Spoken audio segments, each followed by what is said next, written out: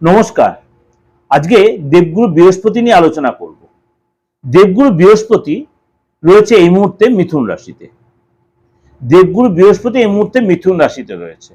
খুব শীঘ্রই দেবগুরু বৃহস্পতি মার্গী হবে এবং 12 রাশির ক্ষেত্রেই তার প্রভাব বিস্তার করবে।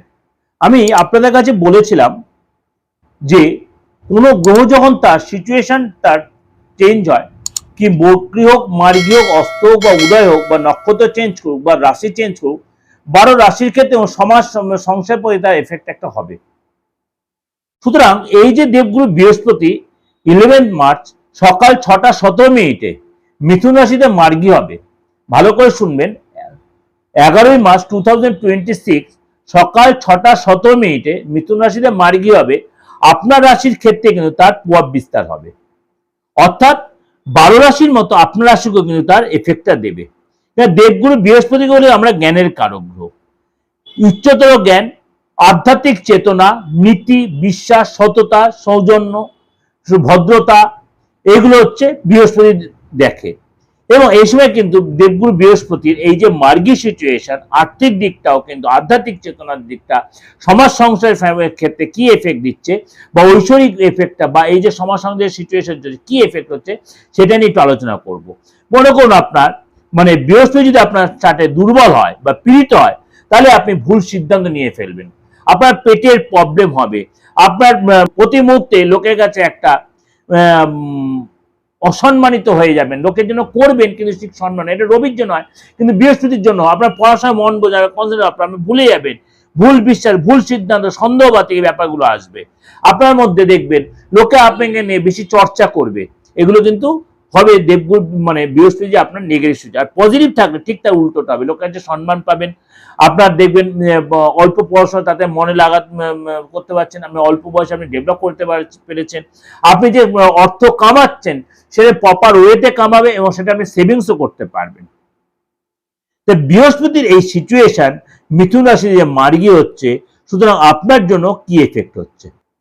কন্যা রাশি, কন্যা রাশির জন্য বৃহস্পতির এই ট্রানজিট আপনার চতুর্থ সপ্তম ভাবের অধিপতি। বৃহস্পতি মিথুন রাশিতে আপনার দশম ভাবের মার্গী হবে। আপনার বৃহস্পতি হচ্ছে আপনার চতুর্থ সপ্তম ভাবের অধিপতি। এই বৃহস্পতি আপনার মিথুন রাশিতে আপনার দশম ভাবে।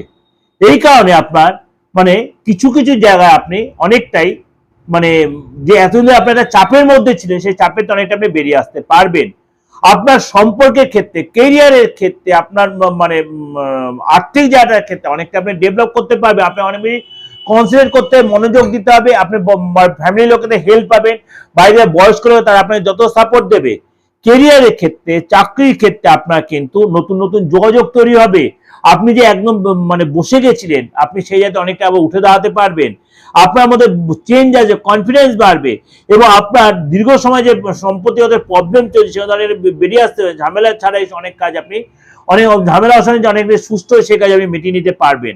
এবং নিজস্ব ব্যবসা যদি থেকে থাকে বা নিজস্ব কোনো প্রফেশন থেকে থাকে সেটা আপনি অনেক ডেভেলপ করতে পারবেন, আপনার ব্রেনটা প্রপার ইউটিলাইজ করতে পারবেন। এই সময় কিন্তু আপনার আয় বৃদ্ধি হবে, একাধিক ওয়েতে আপনার আয়ের সূত্র খুলবে এবং আপনি কিন্তু উল্লেখযোগ্য সফলতা পাবেন। আর্থিক জীবনের জায়গাটা কিন্তু আপনার আয় বৃদ্ধি হবে এবং এই সময় কিন্তু আপনার ভাগ্যের সাপোর্ট পাবেন।